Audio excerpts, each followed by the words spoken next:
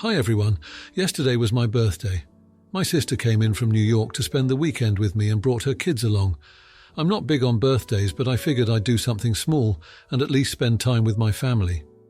My sister arrived Friday night with the intention of spending the weekend. I live on the 3rd floor. Her kids woke up at 6 a.m. Saturday morning and were running in my small 3-bedroom apartment. She also has 2 teenagers who left my bathroom messy and out of order. They were also leaving lights on, turning on the heat without notifying me, running up the light and electric bill. I gently pointed these things out to her and told her that we're on the 3rd floor and out of respect for the neighbours downstairs should try to keep things quiet. I should point out that I have no kids and enjoy this aspect about my life. I don't hate kids and enjoy being around the children in my family, but I do get annoyed when kids are unruly and disrespectful, related or not.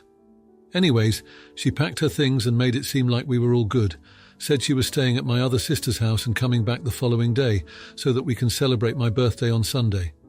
She gave me no indication that she was upset about anything I said or did during her time here. The next day I got a measly HBD text and she was a no-show. She did not come to my home and left back to New York from my sister's home. I responded thank you, but then later found out that she was upset that I asked her to control her children while in my home. My mother eventually told me why she was a no-show for my actual birthday the following day, and I texted her and let her know that moving forward, when she comes into town, that she should stay at my sister's. She tried to act like she was unaware about what was going on, but I couldn't really give a shoot. The damage is done. Am I in the wrong for asking her to rein in her kids while they're in my home? I ended up spending my birthday alone with zero family, all because of a misunderstanding. Maybe it was deserved. Edit, wow, didn't expect for this to get any views or comments. Thought I should add some more info since some of the comments requested a bit more to make a proper assessment of whether I am a jerk. The kids are aged 13, 14 and 3. The 3-year-old is very rambunctious, while 13 and 14-year-olds are always on their phones and leave messes everywhere they go. I could tell whether they were in a room or not after they left the room, depending on the condition of said room.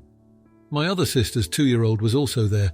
My neighbour just came in from a work trip Friday night and was most likely jet-lagged and tired. I wanted to be respectful of that. I just moved in on the 1st of November. I am broke and on a tight budget. Edit 2. I just want to say thank you to everyone who offered their 2 cents and really tried to play devil's advocate without getting their personal feelings involved. For the record, I do not hate kids. I just personally decided to not have any because I grew up in a dysfunctional family and did not want to pass that on. I still have a lot to work on and have learned a lot from this post, from childcare to healthy communication tips, etc. Although I mostly got not the idiot votes, I will still be apologizing and reaching out to make sure we are on good terms moving forward. She will always be welcomed, but there are rules to follow in my home just like there are in all of your homes. Thanks again for your responses. Happy holidays to you and your homes. Now, for a few comments before the update. Comment 1. First and foremost, happy birthday to you. Happy birthday to you. I wish you all the best. Make a wish. Make. Second, not the idiot. There are so many stories like yours on here. Parents acting entitled about their children's behaviour wherever they go. Sadly, there often are enough other people within the family who will enable them and chastise the one speaking up. You did nothing wrong here. Stay strong and hold your boundaries. Comment 2, not the idiot. The teenagers especially are old enough to know to be respectful of a home that's not theirs. It's normal for you to ask that your boundaries be respected. Now for the update. So it's been a week since the whole birthday fiasco with my sister and her kids, and let me tell you, it's been a ride. After she bolted back to New York, I was left feeling pretty low. I mean, spending your birthday alone because of a spat with your sister isn't exactly the highlight of the year, but I've always been the type to try and make lemonade out of life's lemons, so I didn't let the situation keep me down for too long. I spent the next couple of days doing some serious thinking. I replayed the weekend over in my head, trying to figure out if I was too harsh or if there was a better way I could have handled things. I mean, I get it. Her kids are, well, kids, and they can be a handful. But I also believe in respecting someone's home, and I guess I just expected her to get that without me having to spell it out. After a lot of back and forth in my head, I decided to reach out to my sister. I sent her a text, keeping it light, asking how her trip back was and how the kids were doing. She responded, and it was a bit cold at first, but we slowly started to get back into our usual rhythm of texting. I didn't bring up the birthday incident right away. I figured it was best to let the dust settle a bit more before diving into that conversation.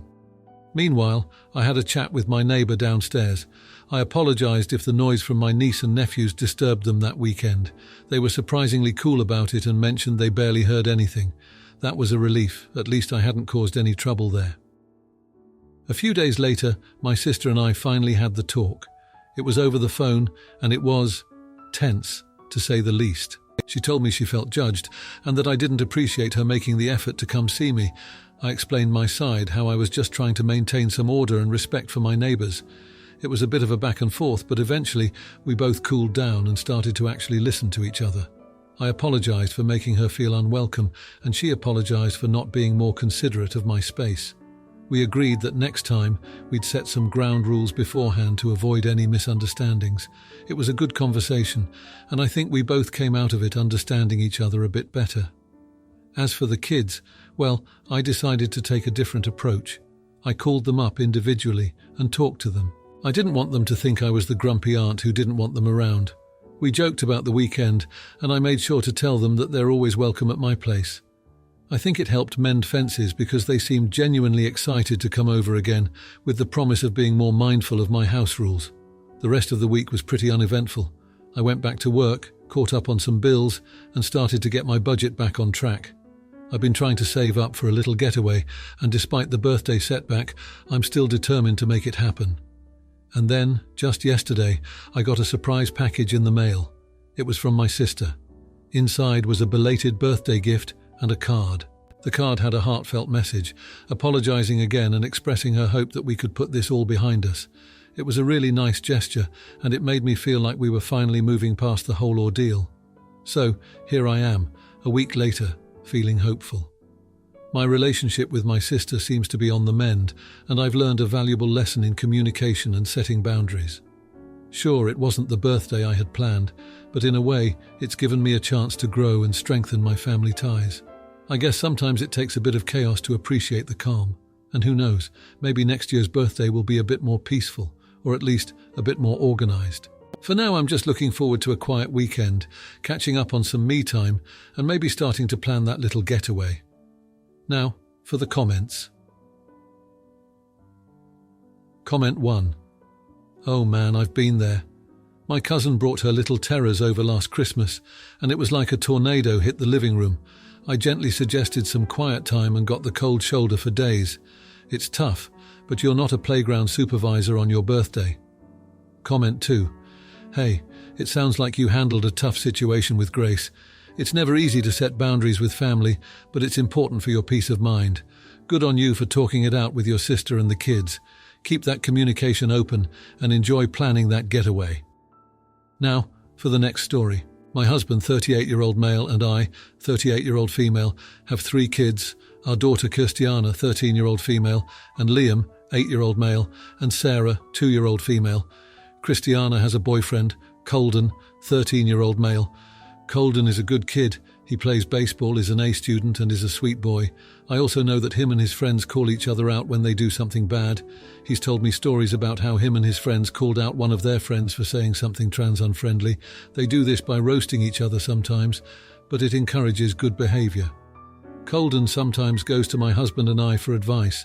A few months ago, he came to us after his friends roasted him for a racially insensitive comment he made. You could tell he was remorseful. We live in a very privileged area, and it can be hard to see biases. The boys Colden plays baseball with have shaped him into a phenomenal young man. Yesterday night, Colden and Christiana were in her room together. My husband and I were on the porch watching Liam and Sarah play in the yard. Suddenly, we are interrupted by Colden storming out of the house, and he was walking angrily. We tried to stop him since he didn't have a coat and was wearing shorts. We told him to come inside and asked what was wrong. He kept walking for a bit before turning back, walked in our house shivering and asked for some hot cocoa. He told us that there was this boy in their grade who Colden found out that Christiana was bullying. He said the boy was a feminine straight guy. He has short hair and doesn't dress feminine, but he's a Swiftie, is openly emotional, and he listed a few other things about him. He said our daughter was calling this boy gay and telling his girlfriend that he's probably cheating on her with a boy. He said he doesn't know the boy well, but it bugged him that she was doing this. He said he didn't want to report our daughter, though, as he didn't want to ruin his relationship with her. We suggested to him that he considered reporting it, but he said he didn't feel comfortable doing so. Once he had calmed down, we let him watch TV in the living room while we talked to our daughter. She was unapologetic. She said that she was just stating how she felt and that we couldn't punish her for that. We told her that she was grounded and took her devices away. After cooling down a bit ourselves, my husband and I discussed our plans and we decided to email the principals and admin at her school. The school is currently investigating this further, but has already found evidence that her and her entire friend group was bullying this boy after just a day of looking, and she's facing serious consequences. Our daughter said we were being snitches and said that we are ruining her social life. Am I the idiot? Now for a few comments before the update. Comment 1. I'm pretty sure ruining her social life is called parenting outside of the teen years. Not the idiot, but I would have done it anonymously. Maybe I'm a wimp though. Comment 2. Not the idiot. Tell your daughter you're happy to ruin her social life if it keeps her and her friends from ruining this boy's actual life. Now, for the update. A lot has happened since I last shared about the situation with Christiana and Colden. The past month has been a roller coaster of emotions and tough parenting decisions, and I've learned a lot about my daughter and the complexities of teenage relationships. After we emailed the school about Christiana's bullying, things escalated quickly. The school took the matter seriously, and within a few days they had gathered enough evidence to take disciplinary action.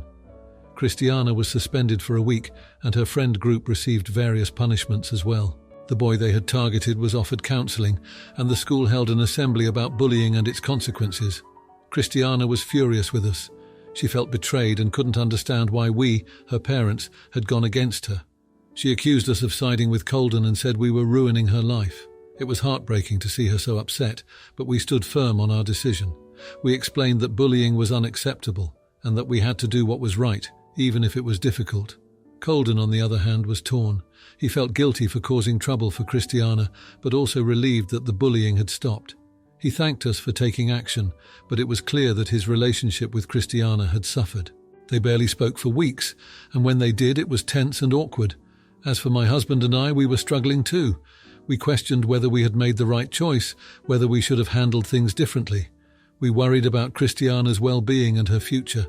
It was a tough time for our family, and it put a strain on our marriage. We had to work hard to communicate and support each other through this. During Christiana's suspension, we spent a lot of time talking with her about her actions and the impact they had on others. It was a slow and often frustrating process, but eventually she began to show some remorse. She wrote a letter of apology to the boy she had bullied, and although it was a small step, it was a start. As the weeks passed, Christiana's suspension ended, and she returned to school. It was a difficult transition, and her social life had indeed taken a hit. Some of her friends had turned on her, blaming her for getting them in trouble. She felt isolated and alone, which was tough to watch as a parent.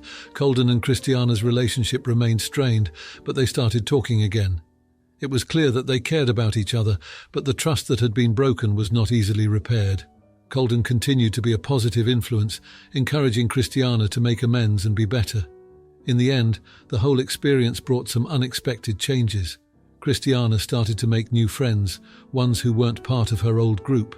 She joined a club at school that focused on kindness and inclusivity, which seemed to be a positive outlet for her. She was slowly rebuilding her reputation and learning from her mistakes. Colden and Christiana never got back to where they were before, but they found a new kind of friendship. They were more like allies now, supporting each other in being better people. It wasn't the romantic relationship they once had, but it was something meaningful nonetheless. As for my husband and me, we learned a lot about being parents to a teenager. We realized that sometimes we have to make tough decisions that our kids won't understand or appreciate until much later. We also learned the importance of open communication and standing united in our values. The whole ordeal was a bittersweet resolution to a difficult chapter in our lives. We lost some of the innocence we had about our daughter, but we gained a deeper understanding of her and a stronger family bond. It wasn't easy, but it was a necessary part of growing up for all of us. Now for the comments. Comment 1.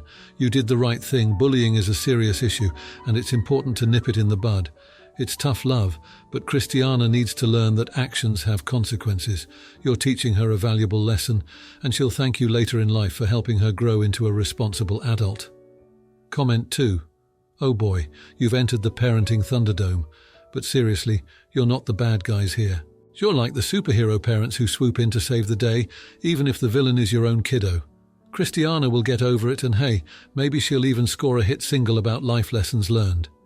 If you liked this video, you'll probably like these too. Also, while you're here, please consider subscribing. It's your support that keeps this channel alive and allows me to make better and longer videos. Have a great day.